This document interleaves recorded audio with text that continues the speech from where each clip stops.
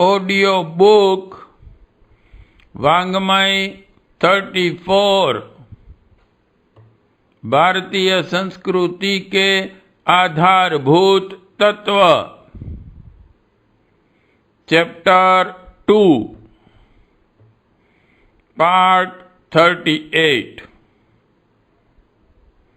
धर्म व मोक्ष की सिद्धि का उपाय अर्थ व काम।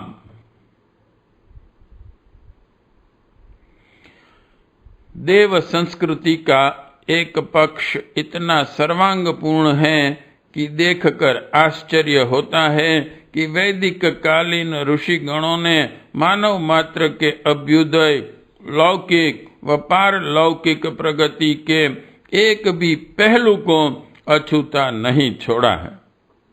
पूर्व के लेख में मानवीय पुरुषार्थ के मूल व प्राण धर्म की चर्चा हो चुकी। धर्माचरण व उसके लिए व्यक्ति का अंतर्मुखी होकर परिष्कृत संवेदनशील जीवन जीना ऋषियों ने अनिवार्य बताया है। ब्राह्मणत्व की यह सिद्धि व्यक्ति को ब्रह्मनिष्ठ बनाती हुई उसकी निज की प्रगति के साथ साथ सबके उत्थान का पथ प्रशस्त करती है। भारतीय संस्कृति के प्रणेता मनीषी कहते हैं कि अर्थ व काम दोनों का ही उपार्जन उपभोग करो, पर प्रमाण से संभलकर धर्म के साथ युक्त होकर। अध्यात्मवादी भौतिकता का समर्थन करने वाली भारतीय संस्कृति कहती है कि जिस अर्थ के अनुष्ठान से धर्म व काम का ह्रास हो जाए व जिस काम के संपादन से धर्म व अर्थ में बाधा पड़े, ऐसा पुरुषार्थ संपन्न न किया जाए। अर्थ व काम को ऋषियों ने दोनों ओर से धर्म और मोक्ष से बांध दिया है। काम शास्त्र के उपद्रष्टा महर्षि वात्स्यायन काम सूत्र में लिखते हैं, जैसे हाथ में आए हुए अन्न बीज को भविष्य में होने वाले बहुत से अनाज के लोभ से त्याग दिया जाता है, अर्थात जमीन में बो दिया जाता है, उसी प्रकार मोक्ष के लिए अर्थ और काम को भी संकुचित करके भी धर्म का सेवन करना चाहिए। कितना स्पष्ट विज्ञान सम्मत व्यावहारिक दृष्टिकोण है। वात्स्यायन का, जिनके नाम व नीति वाक्यों का आज के भोगवादी मानव ने सबसे अधिक दुरुपयोग किया है। सबसे पहले अर्थ के प्रसंग को लिया जाए। अर्थ से भावार्थ है संपदा के उत्पादन व वितरण की सुनियोजित प्रणाली, ताकि समग्र समाज में सुख, शांति व धर्मनिष्ठा जीवंत रहे। अर्थ के अभाव में प्रगति की अपेक्षा कैसे की जा सकती है? शुक्राचार्य नीति में महर्षि कहते हैं, शुक्राचार्य नीति 1-84 में कहा है, जैसे शस्त्रास्त्र के बिना शूरता नहीं सफल हो सकती, जैसे स्त्री के बिना गार्हस्थ नहीं निभ सकता, वैसे ही अर्थ के बिना धर्म और मोक्ष दोनों ही सिद्ध नहीं हो सकते।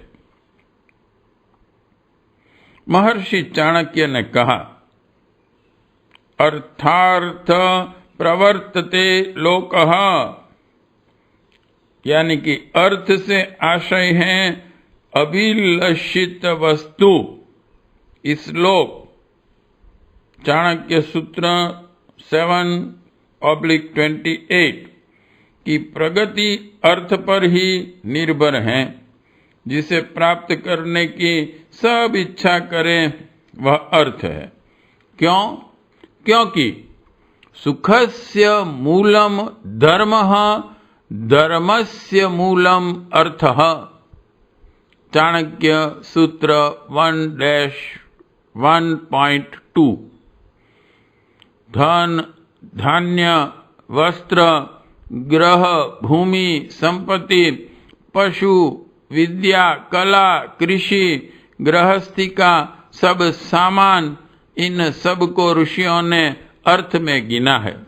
वह कहा है कि मानव मात्र अपरिग्रह का सिद्धांत जीवन व्यवहार में लाएं ताकि संपदा का समान वितरण हो सके। आदमी धनोपार्जन हेतु पुरुषार्थ तो करे, परंतु निज के लिए व्यवस्था ब्राह्मणोचित निर्वाह भर की रखें। अपने पास संग्रह न करें। थोड़ा विचार करें, आज की समस्याएं जो पैदा हुई हैं वह किस कारण पैदा हुई हैं? इस शताब्दी में उपनिवेशवाद के समापन के बाद नॉर्थ ब्लॉक, साउथ ब्लॉक, विकसित देश व अविकसित विकासशील देशों के रूप में दो वर्गों में अर्थ संपदा का ध्रुवीकरण हुआ।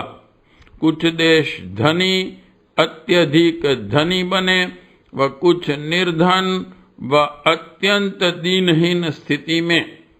युद्ध लिप्सा से लेकर विश्व भर में फैली आर्थिक समस्याएं, जिनमें अन्य अन्य राष्ट्रों की संपदा, व्यवस्था व प्रजा का मनचाहा शोषण भी आ जाता है, अर्थ के धर्म प्रधान न होने से पैदा हुई है।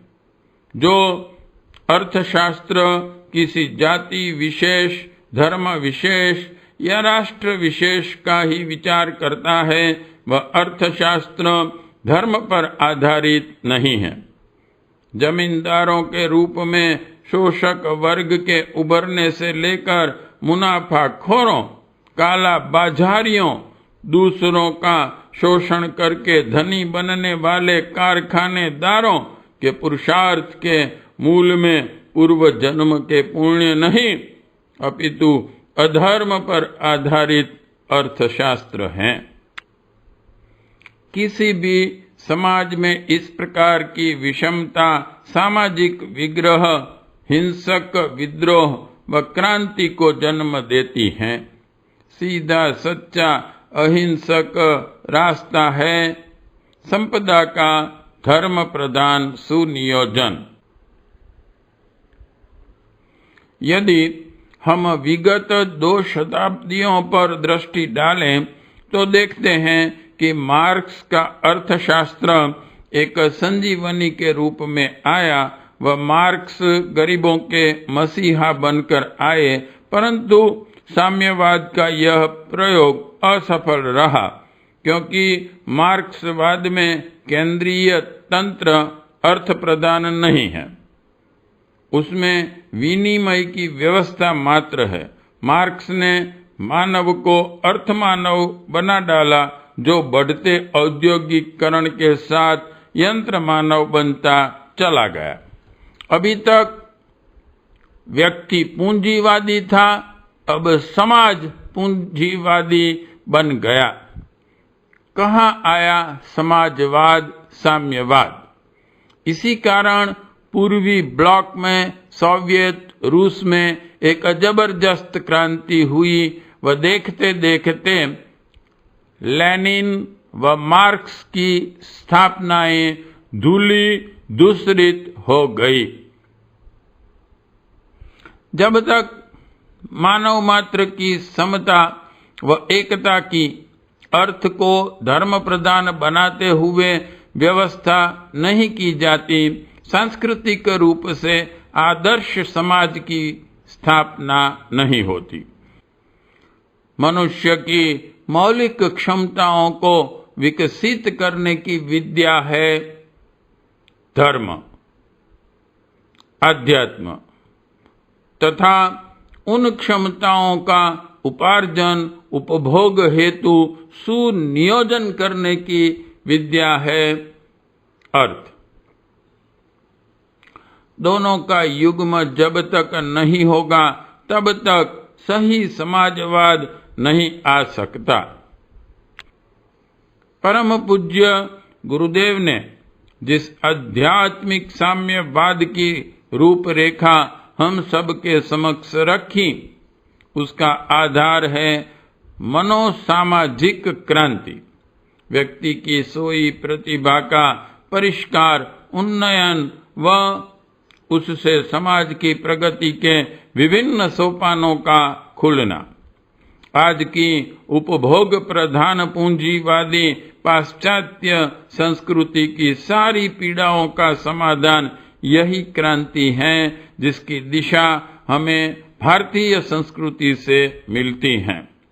सुप्रसिद्ध चिंतक अर्नाल्ड टायनबी श्री इकेडा के साथ अपनी वार्ता में कहते हैं, निकट भविष्य में विश्व स्तर पर आर्थिक समाजवाद अध्यात्म की पृष्ठभूमि पर ही आएगा एवं यही समष्टिगत विभीषिका का हल निकलेगा।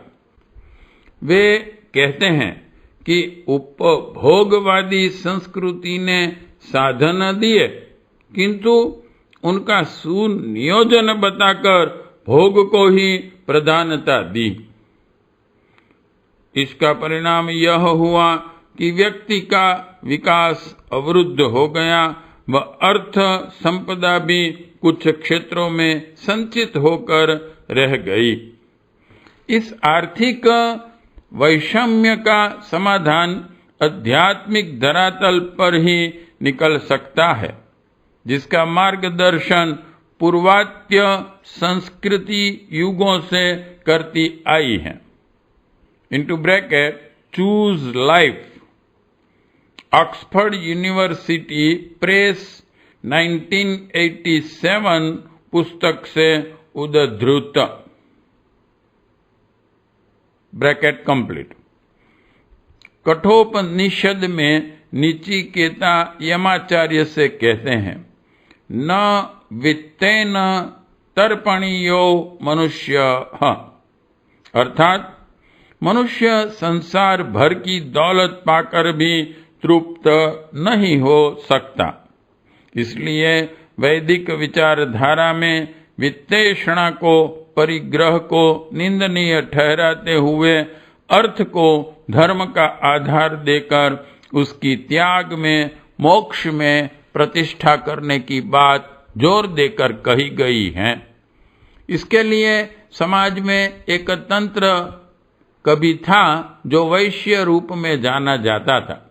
कालांतर में यह वर्ण व्यवस्था जाति में बदल गई व आज कुछ अलग ही रूप में हम सबके समक्ष हैं, परंतु अर्थ के सुनियोजन का दायित्व वैश्य तंत्र पर था। मनुस्मृति कहती है, मनुस्मृति 6-90, जैसे नदी नालों का पानी समुद्र में जा पड़ता है, वैसे ब्रह्मचारी, गृहस्थ, वानप्रस्थी, सन्यासी ये सब लोग गृहस्थ वैश्य के द्वारा पालित पोषित होते हैं। गृहस्थ वैश्य जो धन कमाए उसे समाज के काम में नियोजित कर दे, ऐसी व्यवस्था थी।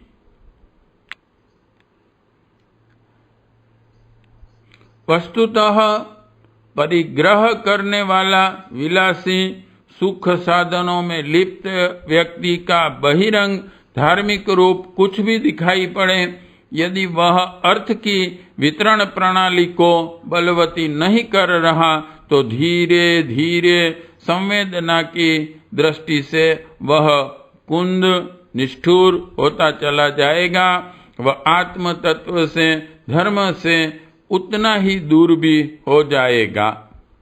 भारतीय संस्कृति का केंद्रीय तत्व रहा है त्याग, दान वृत्ति, संवेदनशीलता और असंवेदनशील व्यक्ति कभी विलासी परिग्रही नहीं हो सकता। जब भी अर्थ की वितरण प्रणाली को अवरुद्ध कर दिया जाता है तो वह बाहर निकलने के लिए अनेक मार्ग खोजता है। विलासिता से लेकर व्यसनों में दुरुपयोग तथा ईर्ष्या से पैदा शत्रुता से प्राण हानि व धन हानि तक की बारी आ जाती है। समष्टिगत स्तर पर सामाजिक समता की मर्यादाएं टूटती हैं तथा अराजकता प्रधान अव्यवस्थाओं का दौर चल पड़ता है। भारतीय संस्कृति अर्थ संचय का समाधान बताते हुए कहती हैं, समाज में जहाँ कहीं भी दरिद्रता के गड्ढे हैं उन्हें समर्थ व्यक्ति पाटे। दरिद्रान भर कौंतय, महाभारत। धर्म प्रधान अर्थशास्त्र की स्थापना हेतु ऋषिगणों का कहना है, शतहस्तम समाहरम सहस्त्रहस्तम संकिरः। अथर्ववेद 3/24/5, अर्थात सैकड़ों हाथों से कमाओ किंतु हजारों हाथों से बांट दो। वितरण को, धन के प्रवाह की प्रक्रिया को अवरुद्ध मत करो। इसे विवेक सम्मत दान की पूर्ण प्रक्रिया का आश्रय लेकर समाज को श्रेष्ठ बनाने वाले कार्यों में नियोजित कर दो। सर्वे भवन्तु सुखिनः सर्वे सन्तु निरामया का दर्शन देने वाली भारतीय संस्कृति अर्थोपार्जन व उसकी सुरक्षा हेतु शील, संयम व उदारता को प्रमुख मानती है। वह इस प्रकार अर्थ का पुरुषार्थ धर्म के आधार पर करने की प्रेरणा देती है। अर्थ की सार्थकता कैसे हो, यह बताते हुए महर्षि शुक्राचार्य कहते हैं, शुक्र नीति में कहा है, अर्थ का उपार्जन व संरक्षण तो महान कृपण की तरह सावधानी पूर्वक किया जाए, परंतु जब उपयोग का समय आवे तो हृदय खोलकर विरक्त की तरह उदारता से उसे व्यय करना चाहिए। जिस प्रकार धर्ममय अर्थशास्त्र की ऊपर चर्चा की गई, उसी प्रकार तीसरा पुरुषार्थ धर्ममय काम शास्त्र वैसा ही है, महत्वपूर्ण स्थान भारतीय संस्कृति में पाता है। श्रीमद् भगवत गीता कहती है, धर्मा विरुद्धो भूतेषु कामोस्मि भरतवर्षभः, अर्थात जिस काम का धर्म से विरोध नहीं है वह मर्यादित काम ही मेरा स्वरूप है।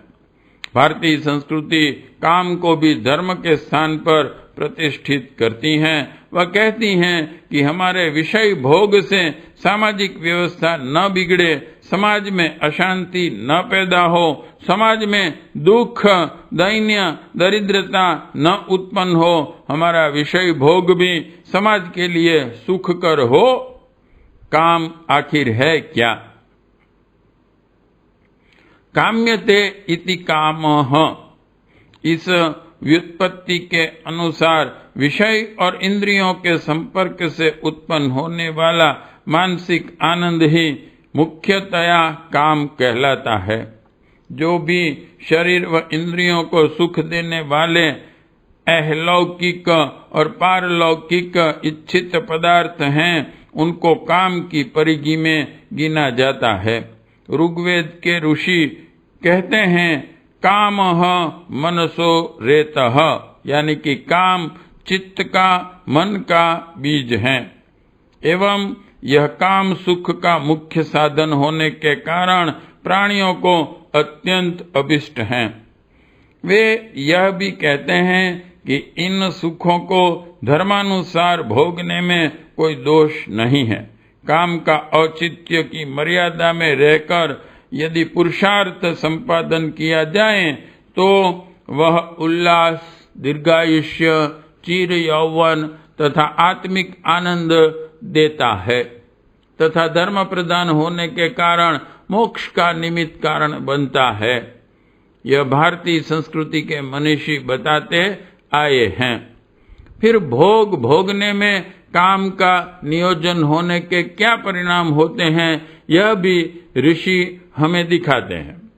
ययाति की कथा सर्वविख्यात है, जिसमें उसने लगातार पुत्रों की तरुणता लेकर बार बार भोग का प्रयोग करके देखा, लेकिन अंत में बेचारा घबरा गया। 1 सहस्त्र वर्ष पर्यंत काम का अनुभव करके संसार भर के कामियों को सचेत वह कर गया।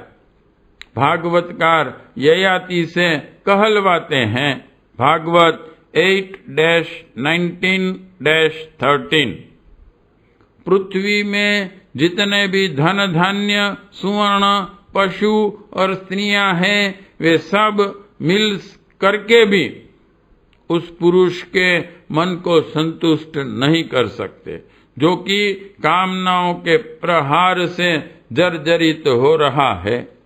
इसी तथ्य को मनु महाराज ने मानव जाति के समक्ष रखा व कहा। मनुस्मृति में कहा गया है, यदि वर्षों तक काम का उपभोग किया जाए तो भी काम शांत नहीं होता। अग्नि में आहुति डालने से वह बुझती तो नहीं, किंतु अधिकाधिक प्रज्वलित ही होती है।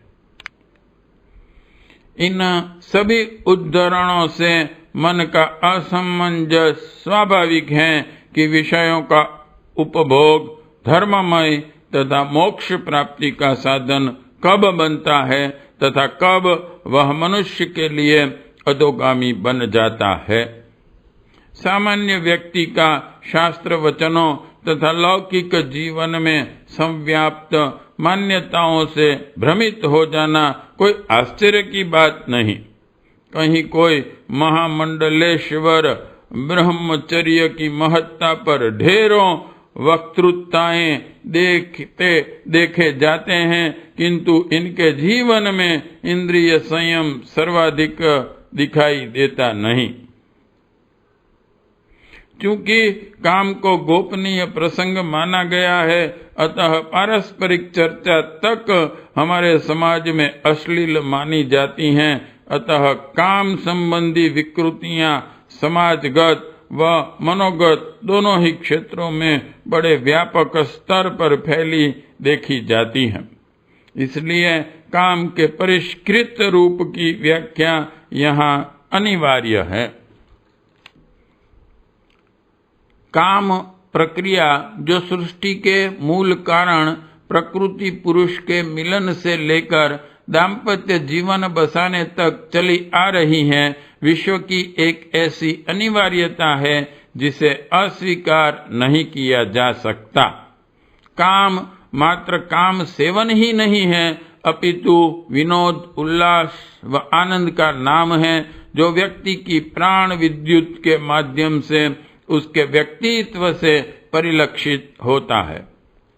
यह पुरुषार्थों का प्राण व मानव मात्र का पौरुष रूपी वह गुण है जो व्यक्ति की दैनंदिन जीवनचर्या में उत्साह, स्फूर्ति, मानसिक समस्वरता, प्रशासकीय सुव्यवस्था व शौर्य जैसी अभिव्यक्तियों के रूप में परिलक्षित होता है।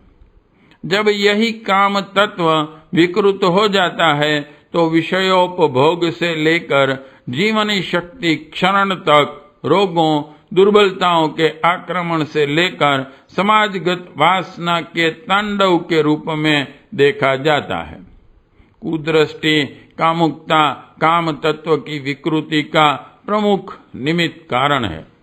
स्वच्छंद यौनाचार से लेकर अश्लील प्रदर्शन, कला के माध्यम से यौन कुंठाओं की व नारी के रमणी भोग्य रूप की अभिव्यक्ति तथा सामूहिक बलात्कारों से लेकर कुरुचिपूर्ण साहित्य का सृजन किसी विकृत रूप की अभिव्यक्तियां हैं। संतति उत्पादन हेतु यौनाचार काम की एकांगी व्याख्या है। भौतिकवादी प्रतिपादनों में फ्राइडवादी मनोवैज्ञानिकों ने तो काम को मानवीय चेतना की मूल प्रवृत्ति ही ठहरा दिया है।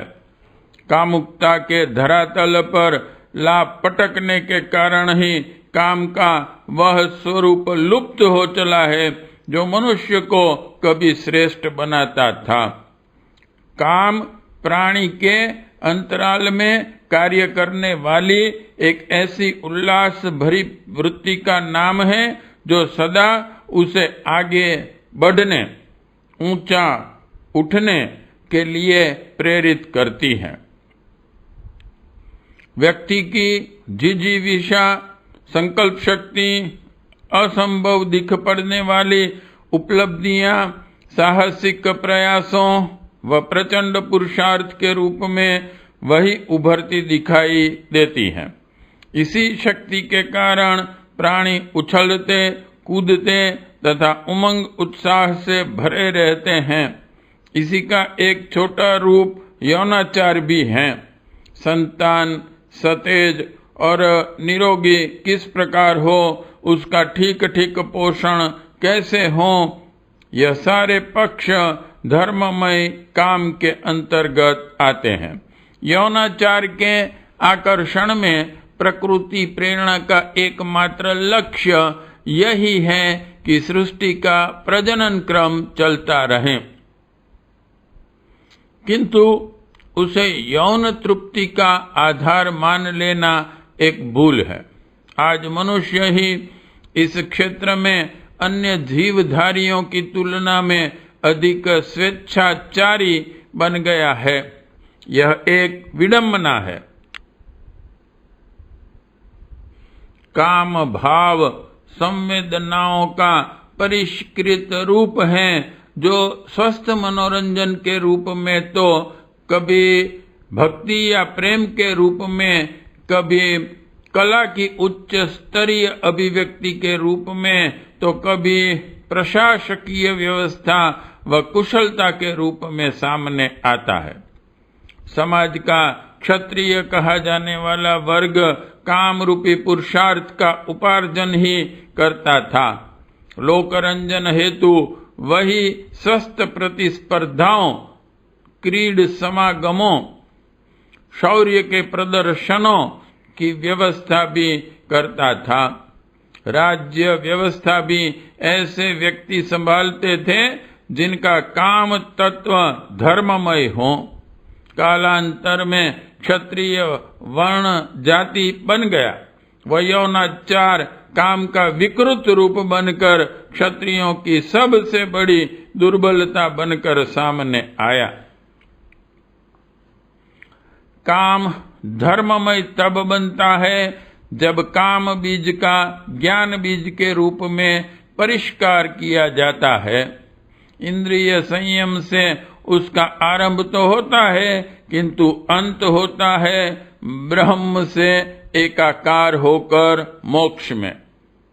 इंद्रिय संयम भी दमन प्रधान नहीं, कामनाओं के परिष्कार व भावनाओं के ऊर्ध्वीकरण का मार्ग है।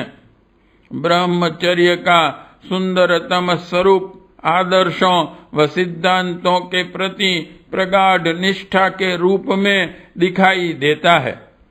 इस तथ्य से अवगत व इसकी अनुभूति हो जाने पर व्यक्ति यौन आकर्षणों को तुच्छ मानते हुए काम को मोक्ष में परिणत कर लेता है।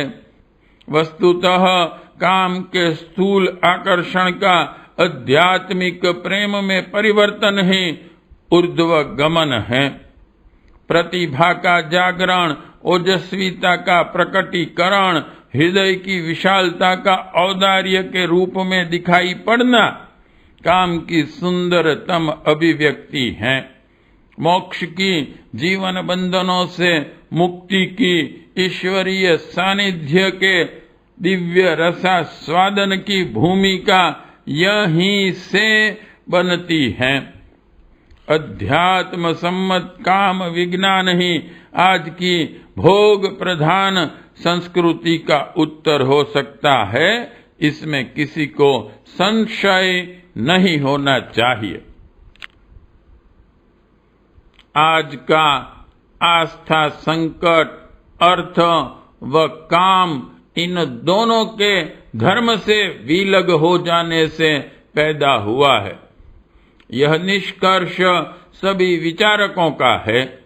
जब जब भी जिस समाज में उपार्जन हेतु अर्थ तथा उपभोग हेतु काम का बिना किसी वर्जना के, बिना मानव मात्र के प्रति संवेदना करुणा को जगाए नियोजन होगा, तो वह समाज पतन की गर्त में गिरेगा।